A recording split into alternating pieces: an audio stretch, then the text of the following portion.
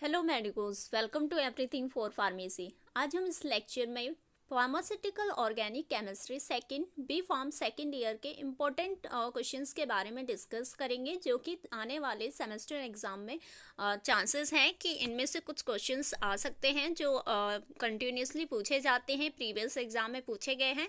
So let's see, ये हमारे पास कुछ क्वेश्चंस हैं जो कि डिस्क्रिप्टिव टाइप के क्वेश्चंस हैं, 7 और 10 मार्क्स में आते हैं generally.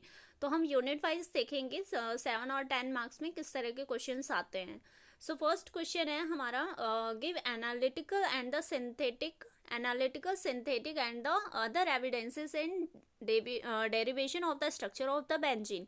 Derivation of the structure of the benzene के लिए कुछ analytical synthetic and other evidences दिए गए हैं, तो उस चीज़ को हमें प्रूव करना है with example. Okay, second question आता है, give the Huckel's rule with suitable example. Huckel theory क्या है उसे डिफाइन करना है, क्या उसके रूल्स हैं विद सुटेबल एग्जाम्पल। ओके, उसके बाद है जो नंबर 3 क्वेश्चन है, explain the aromatic electrophilic substitution reaction in the benzene. जैसा कि हम जानते हैं कि बेंजीन जो होते हैं वो इलेक्ट्रोफिलिक सब्स्टिट्यूशन रिएक्शन देते हैं, तो उसके बारे में एक्सप्लेन करना है with respect to the halogenation with mechanism. यहाँ पे हेलोजिनेशन के साथ हमें ये भी शो करना है कि हमारे बेंजीन जो होते हैं इलेक्ट्रोफिलिक सब्स्टिट्यूशन रिएक्शन देते हैं, प्लस हमें उसका मैकेनिज्म भी शो करना है। ये हमारे 7 या 10 मार्क्स में पूछे जाते हैं। ओके, उसके बाद है फोर्थ क्वेश्चन है,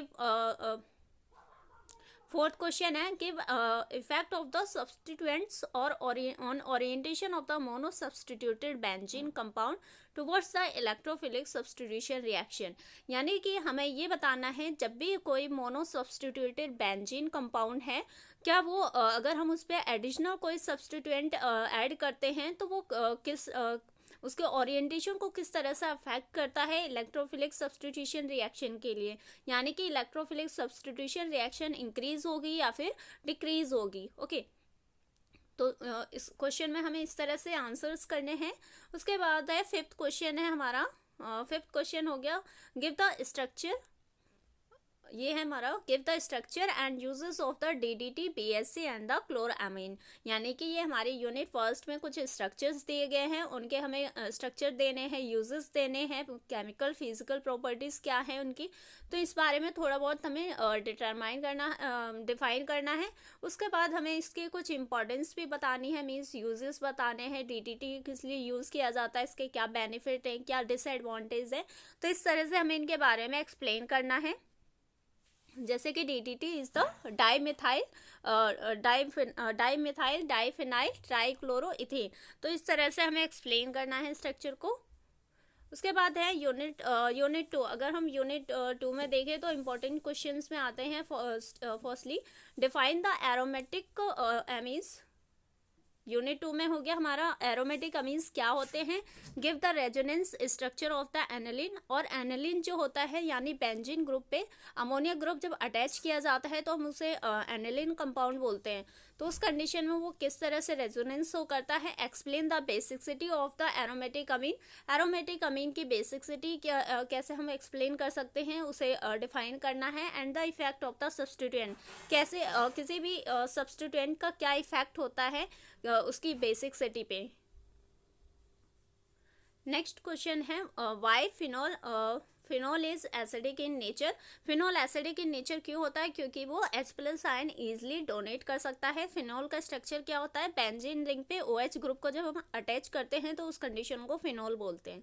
okay, explain the effect of the substituents on the acidity of the phenol. Phenols की एसिडिटी को ऐसे कौन कौन से सब्स्टिट्यूएंट्स हैं जो अफेक्ट करते हैं, उनके बारे में डिटेल में हमें एक्सप्लेन करना है। उसके बाद क्वेश्चन नंबर 3 है, give the structure, preparation and the properties of the phenol.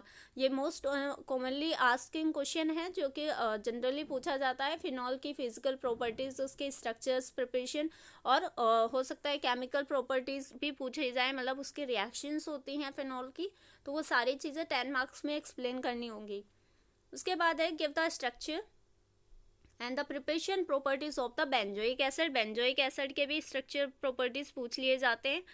Okay, now unit 3 में क्या है हमारे इंपॉर्टेंट क्वेश्चन। यूनिट 3 है, explain the principle involve in the determination of the saponification value of the fats and the oils. अगर हमें कोई fat या oil sample दिया जाता है तो उस केस में हम कैसे सैपोनिफिकेशन आइडेंटिफाई कर पाएंगे, सैपोनिफिकेशन वैल्यू निकालने का फॉर्मूला क्या है, क्या प्रोसीजर है, तो वो सारी चीज़ें हमें एक्सप्लेन करनी होंगी। इसके क्या एडवांटेज हैं, क्या डिसएडवांटेज हैं। उसके बाद है what is the principle and the procedure involved in the estimation of the acid value of the fat and oil। ये भी मोस्ट कॉमनली पूछे जाने वाला क्वेश्चन है। फैट और ऑयल के एसिड वैल्यू अगर हमें एस्टिमेट करनी है तो क्या हम प्रिंसिपल और प्रोसीजर अप्लाई करेंगे। Okay, give the reactions of the fats and the oils और फैट्स के कुछ रिएक्शंस हैं, उन्हें हमें एक्सप्लेन करना है यहाँ पे। Explain the saponification iodine number. Saponification और आयोडीन नंबर क्या होता है, विद फॉर्मूला विद प्रोसीजर हमें यहाँ पे एक्सप्लेन करना होगा क्योंकि ये 10 मार्क्स का क्वेश्चन है। उसके बाद है explain the acetyl value, RM value. ये हमारे सारी वैल्यूज़ हैं जो कि यूनिट 3 में दी गई हैं, तो इनमें से सारे क्वेश्चन आने के चांसेस हैं। नेक्स्ट है हमारा फोर्थ यूनिट में हम देख सकते हैं give the structure of the, जितने भी कंपाउंड हमने पढ़े हैं, naphthalene, phenanthrene, anthracene, diphenyl methyl, इन सब के बारे में इनके स्ट्रक्चर क्या है, सिंथेसिस, रिएक्शंस, यूजेस पूछ लिए जाते हैं।